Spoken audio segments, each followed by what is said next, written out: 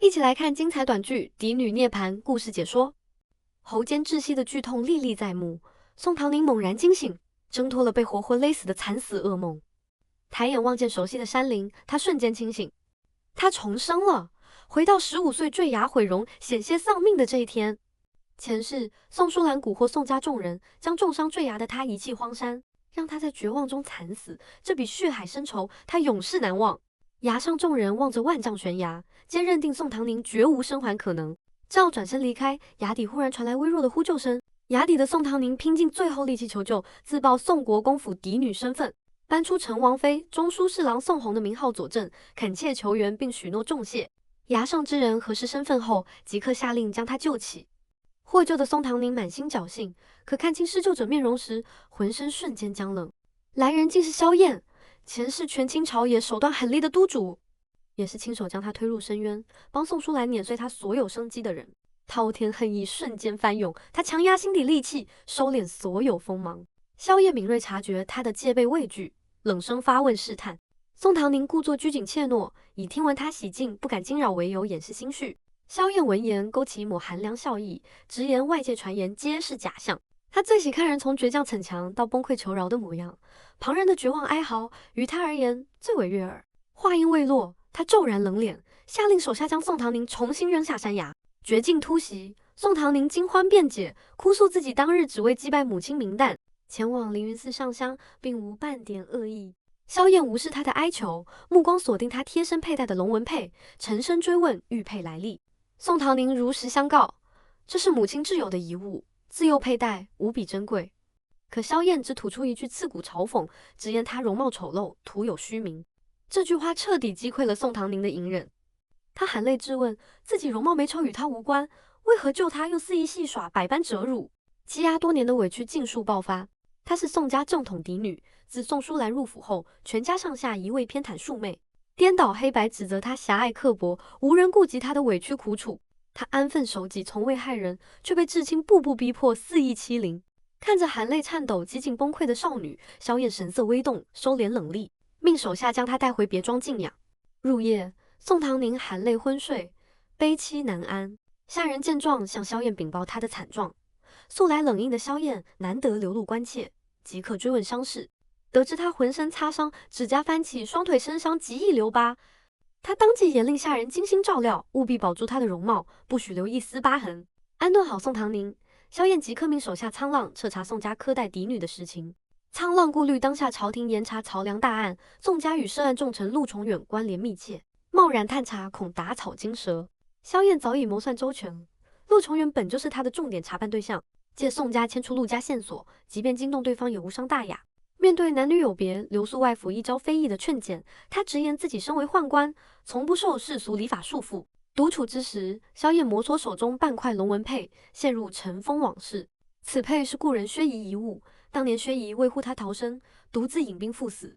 事后，一位夫人持另一半玉佩找到年幼的他，受托护他周全，助他脱身。记忆翻涌，他想起幼时受伤，总有个软糯小丫头围着他，柔声哄慰。时隔13年，当年的小丫头已然长成，受了委屈依旧爱哭。念及此处，他再度严令手下彻查宋家所有实情，不容疏漏。宋唐宁昏睡醒来，惊魂未定，满是前世惨死的阴影。侍女温柔安抚，告知他已安全，先前冷淡只是误会他是仇家刺客，如今误会解除，会用秘制玉容散为他疗伤，确保不留疤痕。心绪稍定的宋唐宁询问能否返回宋家，侍女的话彻底击碎了他的期盼。他九死一生滞留荒山一夜，宋家无一人寻他问他安危。兄长宋锦修、表哥陆直年、谢颖等人回城后，全程陪伴宋淑兰玩乐消遣。而他忠心的婢女，因担忧他想要出城寻找，竟被宋锦修以冒犯庶女的罪名当众责打。宋唐宁满心悲凉，道出深埋多年的真相：宋淑兰根本不是宋家庶女，只是无名外室之女。宋家为遮掩家丑，保全世家名声，刻意将其包装成府中庶女，多年来颠倒黑白，苛待嫡女。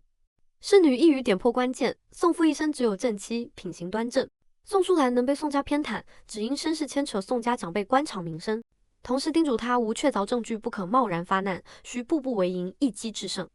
宋唐宁疑惑萧燕相助的缘由，萧燕淡淡否认与宋家有恩怨，直言自己若要取人性命，无需假借他人之手。此时宋唐宁看着身上的龙纹佩，想起母亲临终叮嘱，持另一半玉佩者是可信任的兄长。理清渊源，他眼眶泛红，轻声唤出一声“阿兄”。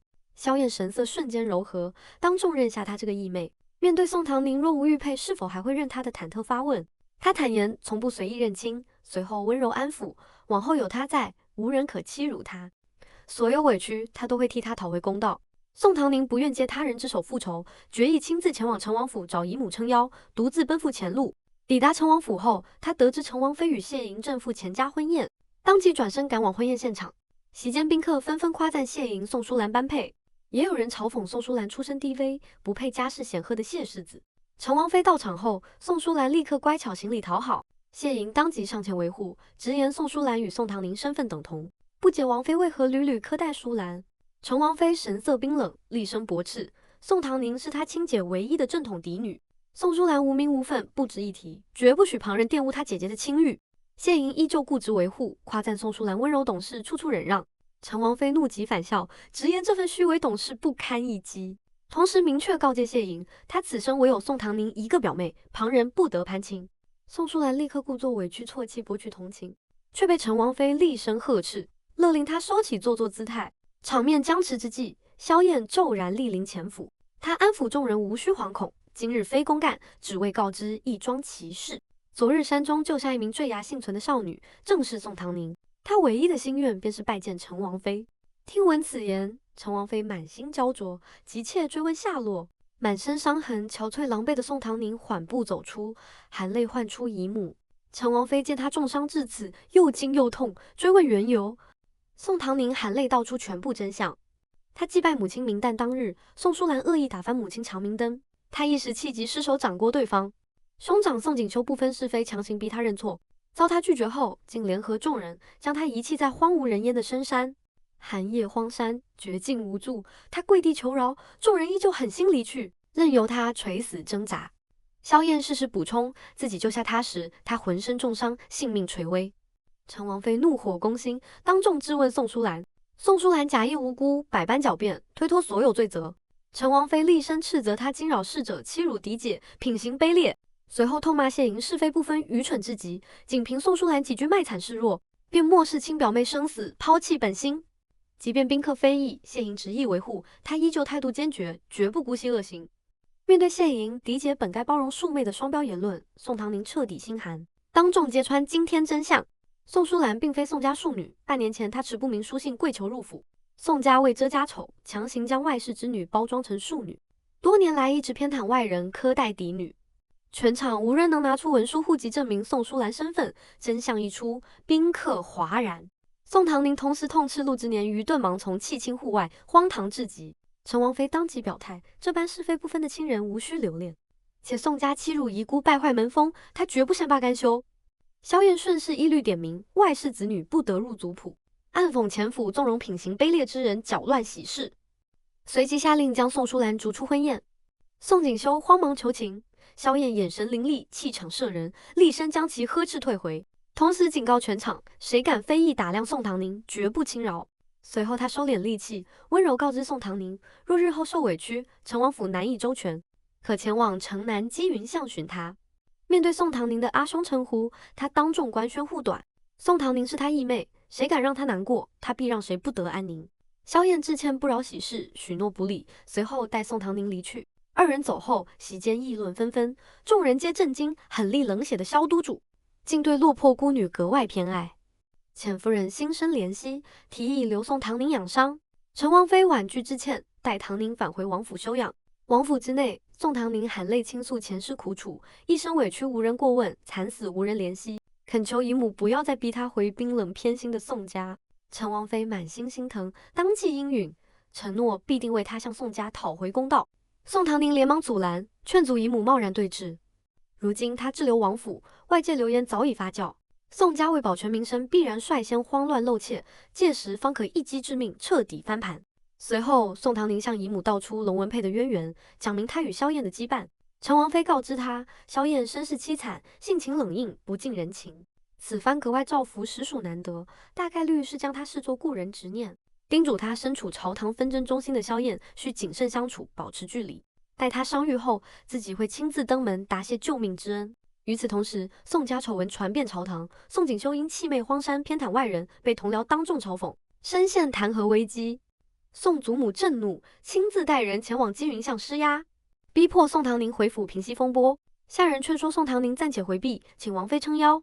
他淡然自若，坦然面对，特意打理妆容，故作惨白重伤之态，静待宋家展露虚伪面目。前厅之内，宋祖母假意慈爱，心疼问询伤势，诉说牵挂。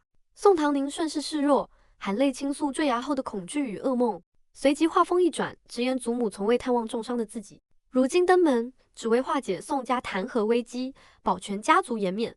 谎言被戳穿，宋家长辈慌忙为宋锦绣开脱，将过错尽数推给宋唐宁任性妄为。宋唐宁彻底心寒，当众揭穿众人偏心本质。